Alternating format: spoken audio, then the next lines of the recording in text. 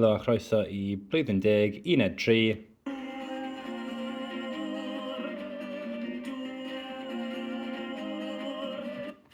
Dŵr. Mae dŵr yn cyfansoddyn o hydrogen ac ocsigen, a mae fformula yn H2O. Mae hwn yn golygu bod pob moleciwl o ddŵr yn cynnwys 2 atom o hydrogen ac 1 atom o ocsigen. Mae moleciwl o ddŵr. Mae cyflymwadau dŵr naturiol ddim yn pur. Mae yna pob math o bethau ynddyn nhw, enghraifft, nwyon wedi eu hydoddi, fel yr ocsigen sydd angen ar popeth byw, neu'r carbon dioxide sydd angen ar planhigion, ionau, microorganebau a llygreddion. Mwyn cael dŵr i ein tapiau, mae yna 3 beth I ystyried. Tynnu'r dŵr, trin y dŵr a dosbarthu'r dŵr. Mae'n rhaid I ein dŵr o rhywle, felly rhaid tynnu'r dŵr o natur. Gallwn ni pympio'r dŵr o dan ddaear gan ddefnyddio'r dyfrdwll, sef borehole mewn Saesneg. Gallwn ni casglu'r dŵr mewn cronfeydd neu reservoirs, adeiladu argaeau neu dams. Gallwn ni cymryd y dŵr o afonydd a llynnoedd, casglu'r dŵr glaw, neu dihalwyno. Trin dŵr I wneud yn saff yn ei yfed, mae yna 3 brif gam: gwaddodi, hidlo a clorineiddio. Y cam gyntaf yw gwaddodi. Mae hwn yn meddwl storio'r dŵr mewn cronfa neu mewn tanc mawr, a hwn yn rhwystro llif y dŵr, felly mae'n gadael ei ronynnau mawr anhydawdd I setlo yn y gwaelod. Ar ôl gwaddodi, mae yna dal gronynau fach anhydawdd yn y dŵr, felly mae'n rhaid hidlo. I hidlo, rydyn ni'n chwistrechu'r dŵr trwy dywod neu grean I dynnu'r gronynau sydd yn maint llai na sy'n cael ei dynnu trwy gwaddodi. Yn olaf, rydyn ni'n clorineiddio. Mae hwn yn meddwl chwistrellu clorin trwy'r dŵr I lladd microorganebau.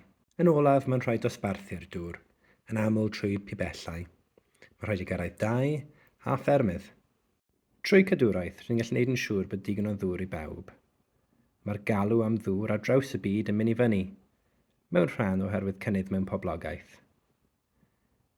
Mae angen llawer o egni ac arian I buro dŵr, ac oherwydd hyn, dylwn ni ddefnyddio llai o ddŵr.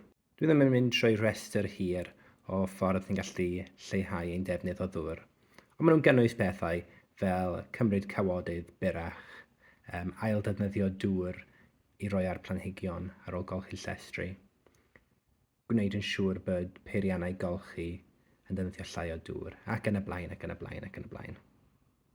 Fflwrideiddio. Mae'n rhaid I chi gwybod beth yw a dadleuon o blaid ac yn erbyn.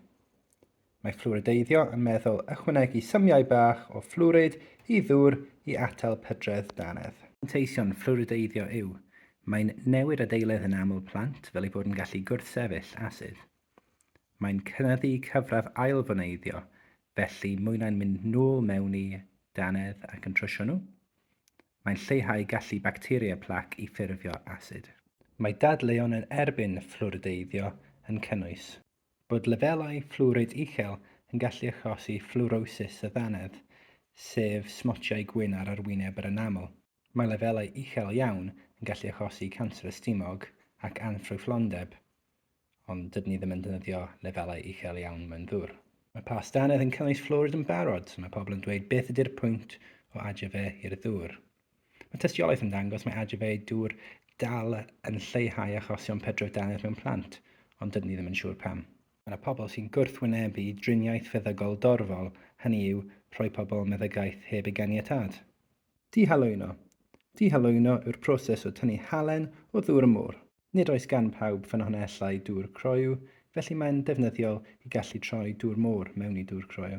2 brif ddull sy'n cael ei defnyddio.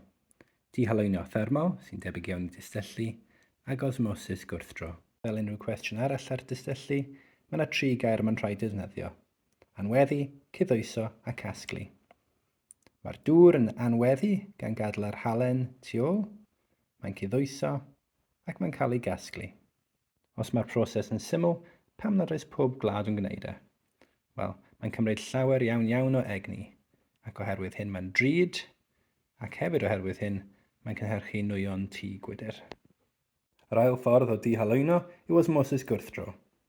Mae dŵr y môr yn cael ei orfodi drwy bluen dynwasgedd uchel. Mae gronynau fach dŵr yn mynd drwodd, a mae gronynau fawr halen ddim. Eto'r rheswm pam nad ydy mwy o wledydd yn gwneud hyn yw oherwydd mae'n cymryd llawer o egni sy'n meddwl llawer o arian a nwyon tŷ gwydr, a hefyd gyda hwn mae'r plien yn llygrydd a mae'n rhaid cael gwared y fe yn ofalus iawn. Yn ogystal â dihalwyno, mae distyllu yn gallu cael ei defnyddio i gwahanu dau hylif gyda berwbwynt gwahanol. Pan ni'n gwahanu dau hylif, rydyn ni'n galw e'n distyllu ffracsiynol. Wrth dwymo, bydd yr hylif gyda'r berwbwynt isaf yn anweddu a'r hylif arall yn aros yn y fflasg. Rhaid i chi gwybod sut i mesur hydoddedd. Hydoddedd yw faint o hydoddyn sydd yn gallu hydoddi mewn i hydoddydd a'r tymheredd penodol. Yn amlwg, mae'r geiriau yn y pwnc yma yn gymleth. Hydoddyn yw rhywbeth fel halen sy'n gallu hydoddi. Hydoddi yw dissolve. A hydoddydd yw rhywbeth fel dŵr. Mae rhywbeth arall yn gallu hydoddi mewn i. I mesur hydoddedd, rydyn ni'n ychwanegu symiau bach o'r hydoddyn nes mae'r hydoddiant yn dirlawn.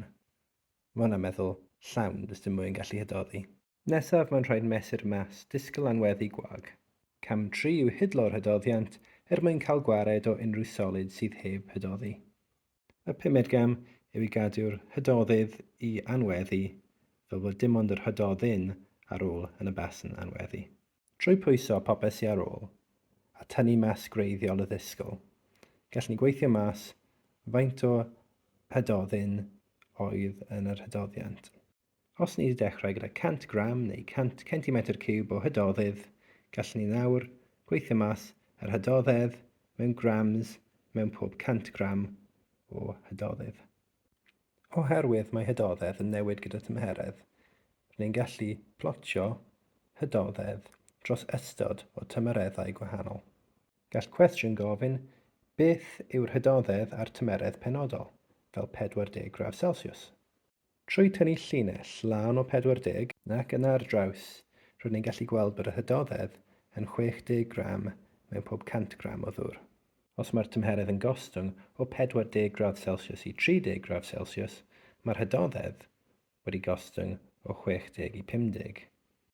Mae hwn yn meddwl bod 10 gram o crisialau'r halen yn mynd i ffurfio mewn y bicer. Gall cwestiwn gofyn, ar pa dymheredd mae hydoddedd A B yr un peth a'i gilydd. Drwy tynnu llinell lawr o'r pwynt lle mae'r dau cromlin yn croesi, ni'n gallu gweld bod y tymheredd lle mae'r hydoddedd yr un peth tua 43 gradd Celsius. Mae'n cyflenwad dŵr yn cwmpo mewn i dau categori. Dŵr caled a dŵr meddal. Mae dŵr caled yn cynnwys ionau, magnesiwm a calsiwm. Mae dŵr meddal yn ffurfio trochion sebon dda wrth cymysgu gyda sebon, ond mae dŵr caled ddim yn ffurfio trochion sebon yn hawdd o gwbl. Gallwn ni adnabod os mae sampl o ddŵr yn caled neu meddal gan ddefnyddio arbrawf weddol hawdd. Wrth ychwanegu 1 diferyn o sebon ar y tro i 10 cm o ddŵr mewn berw dŵb, wedyn ysgwyd am 10 eiliad gyda bang yn y top. Gallwn ni ffeindio mas sawl diferyn o sebon sydd angen cyn ni cael trochion sebon. Y mwyaf o ddiferion sydd angen, y mwyaf caled yw'r dŵr. Bydd yr arholwr yn edrych mas am sut ydych chi'n rheoli eich newidynau. Enghraifft, rhaid nafio'r un cyfaint o ddŵr bob tro. Dim rhaid i bod yn 10, ond rhaid i bod yn yr un peth pob tro. Rhaid ysgwyd am yr un cyfnod o amser pob tro. Rhaid ychwanegu yr un cyfaint o sebon pob tro. Mae yna 2 fath o dŵr caled dros dro a dŵr caled parhaol. Y gwahaniaeth yw bod dŵr caled dros dro yn meddalu ar ôl ei berwi, so mae'n troi'n dŵr meddal ar ôl berwiau. So os mae'r dŵr yn caled, dylwn ni adio cam arall, berwi sampl o'r ddŵr, a wedyn ailadrodd yr arbrawf eto.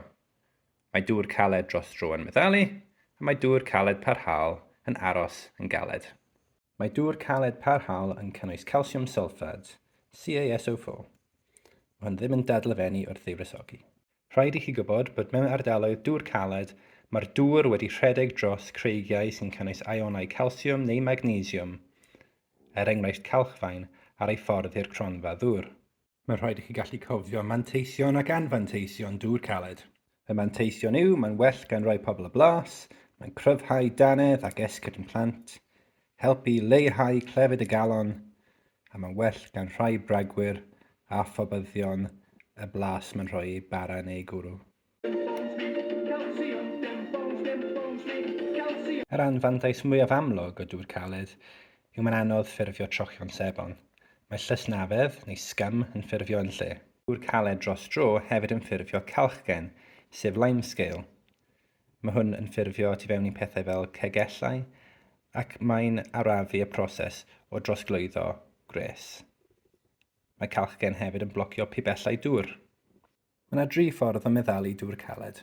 Os mae'n dŵr caled dros dro, gallwn ni berwi a bydd hwn yn ffurfio calchgen solid a bydd y hylif sydd ar ôl yn dŵr meddal. Gallwn ni ychwanegu soda golchi, sef sodium carbonate.